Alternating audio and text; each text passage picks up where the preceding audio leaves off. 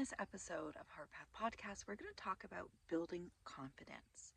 And something that comes up for a lot of my clients when they're starting new projects or they're actually starting their businesses is there can be doubt or fear around whether they're knowledgeable enough, whether they have enough experience, if the clients are going to show up, if people are going to be there with the products that they're developing or the businesses that they have and the services that they're offering. And one of the things that I love the most from doing this work is to see when somebody starts to believe in themselves, or to see someone believe in their self where they feel confident. Because so often there could be a lack of confidence due to personal life experiences. Maybe you grew up, maybe you grew up in a home where you could have been supported, but there might have been really high expectations, or this need to have things be quote unquote perfect, or even for yourself. It might not even be externally these people or, others in your world telling you things need to be perfect. You could be putting this pressure on yourself for things needing to be quote unquote perfect or needing to be a specific way. So a lot of the time, that can get in the way, those fears and those doubts and those worries, or needing to have it be just a specific way. And I've always said this, and I believe it was from Monica, Sacred Alchemist, I think so, where she had mentioned presence over perfection. So this was a mentor that I worked with in terms of digital allyship for BIPOC folks. But her primary teaching, which really stuck with me, was presence over perfection. Because you can work on things in the back end, you can try to perfect things over and over and over again, but the true test is putting it out into the world. You never know unless you try. Like, I feel like I live by this motto: you never know unless you try. Because sure, those fears, you could have those fears of failure, or even, there's a fear of success. You could have all of those fears of the stories that are telling you it's not going to work, the stories that are going to tell you it's all going to blow up, just all of these stories. And that might happen, okay? Like, real talk, that might happen. Things might not come off the ground right away, but they could, right? They could. And that's part of being an entrepreneur as well. There is this test and trial process that we all go through. This is not, when you see these rags to riches stories of businesses, like, that doesn't always happen overnight. There's years of fine tuning.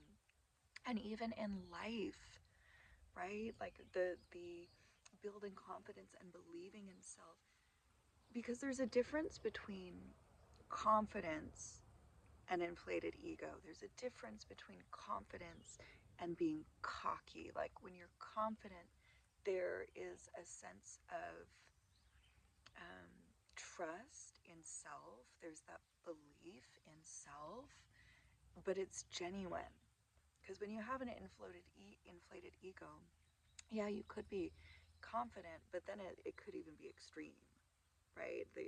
There could be these toxic ways that could go, where it's very extreme, and you could just be thinking nothing you're going to do is going to fail, and and then what happens if you fall on your face?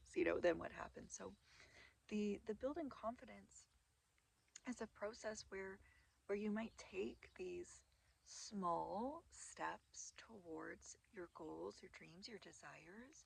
You might take these big leaps of faith, but that whole process and the building of the confidence and the building of the trust happens from doing that, right? From taking those baby steps, from taking those leaps of faith, from the lived experience. So I'll share a story of a client that I've been working with over the past year, but they were doing a rebranding. So they had their business, and things were changing because we grow and we evolve.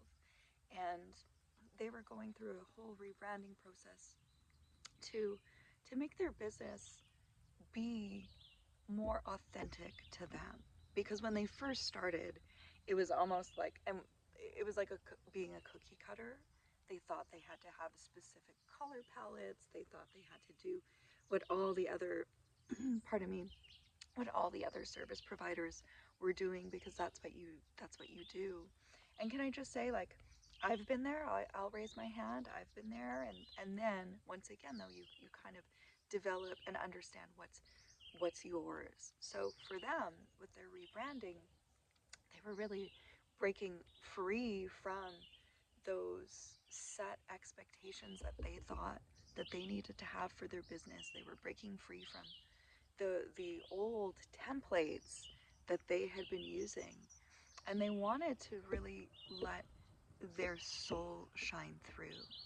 The way in which they worked with people and are going to be working with people is allowing the mystical, metaphysical sides be more active in their business. And there was fear around that because of the way things were before, right? Because the industry didn't really have a lot of that. But then, like, isn't that wonderful if the industry that they're in doesn't really have a lot of that? So the rebranding was a complete overhaul. Sometimes you can rebrand and it's not necessarily changing your branding colors, your name, all of these things. It's a gradual process. But for her, she was doing a complete overhaul of her business, because not to say that she's not doing what she was doing before, but she's working with it in a different way. And like I said, bringing her authentic self and what she's offering, um, to be less of that cookie cutter templated um, version that she was doing before. And through that process, though, you could see her confidence building. You could see the excitement, because when we had first started, there were missing pieces. There were missing pieces of what she wanted to offer. There were missing pieces of this plan on how to bring it all through. And as we were working together, and as she was seeing it become more of a reality, the excitement was building, the confidence was building. She would ask questions, and before it was more of like a curiosity asking a question, looking for guidance. But then this was, the questions changed, where it was more of like already having the answers, but knowing that she already had the answers. So it was really beautiful to see that evolution. And something to be mindful of, though, we can be in these creative spaces and be in the unknown. Like, you might not see all of those pieces coming together. You might not have the strategy. You might not have the launch map, so to speak, but that doesn't mean that you're not competent enough to start to create the plans, that you're not skilled enough to start to make those moves. If I could say anything about all of this, it's really one step at a time. No matter how small you think it is, or how overwhelmingly large you think it is, one step at a time. And sometimes those steps are like half a millimeter. Like, it's just a half a millimeter of movement. Sometimes those steps are pausing, right? And you're standing and reflecting of, am I going to go deeper into the directional pathway of A, or am I going to go deeper into the directional pathway of B? But at the same time, it's making a choice too, right? We have to choose.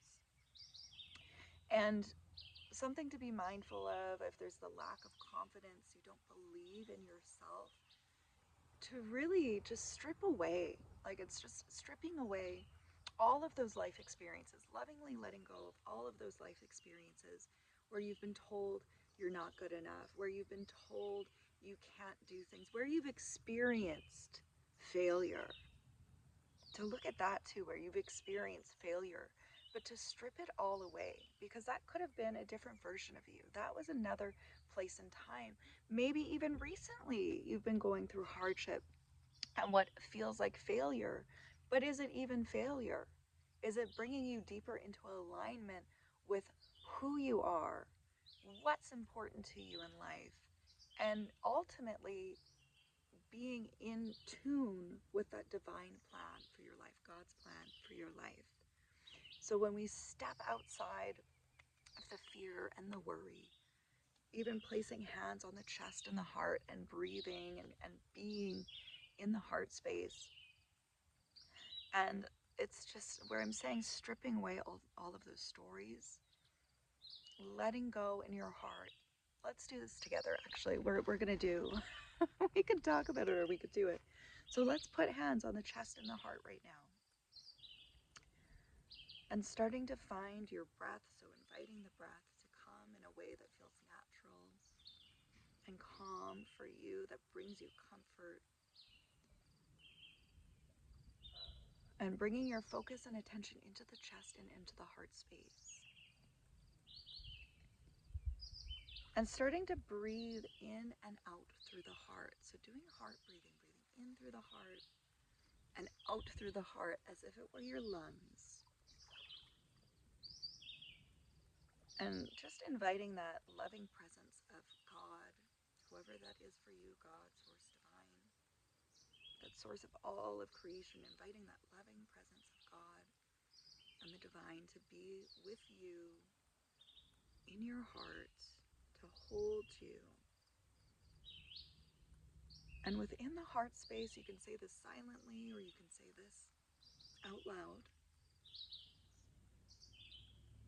I lovingly let go of all the times and ways I have not felt good enough. I lovingly let go of all the times and ways I've been made to feel like I'm a failure. I lovingly let go of all the times and ways I believed that I'm not worthy, that I can't achieve my goals.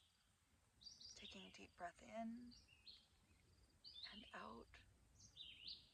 I forgive myself for all the times and ways I have believed that I'm not enough. I have believed others' false perceptions of myself, that I have believed false truths of myself. Deep breath in, and I lovingly let it all go with ease and with grace. Taking a deep breath in and out. And feeling into the body, reflecting on how it felt to say those words, seeing, sensing, feeling, knowing what it feels like in the body. You can keep hands on the chest or the heart or gently remove them. And remembering that who you are, there's no mistakes, quote unquote, no mistakes about you being here. There's no mistakes. And that's not a word I like to use, but that's a word coming through. There's no mistakes for you being who you are. There's no mistakes for where you are right now as well. And we all have our parts to play in this drama, if we even want to call it. Like, we all have our part to play in the world in whatever ways it is. For some of you, it might be, those interconnected relationships or more intimate community spaces. And for others, it could be globally, it could be in many different capacities. But we all have a very important role to play on this journey of being human. And we are all part of the divine. So it's really important to remember that we're all part of God's source divine. We're all here being the expression of that. And whatever your life experiences have been, or those stories that try to tell you differently, when you return into the heart space and you intentionally, lovingly let go of all of that, you'll remember more. So start small. Remember, it's just like those step by step. Start small, but we have to start. Because the more trials that we experience, and the more that you're actively putting yourself out there in different ways, it's not always going to feel comfortable. It's definitely not even always going to be comfortable. Like, I still get shy sometimes, and I've talked in front of like large groups of people. I've performed, like, throughout my life, I've been on stage in one way, shape, or form, like from entertaining and performing to speaking, and I still get nervous and shy. Like, it's something that can happen. Some people don't. You know, maybe I'll be there one day, but I'm sharing that to say we're human at the end of the day, but you're never going to really know what's possible or to build that confidence and belief in self if you don't try. Okay? So get out there step by step. Lots of love.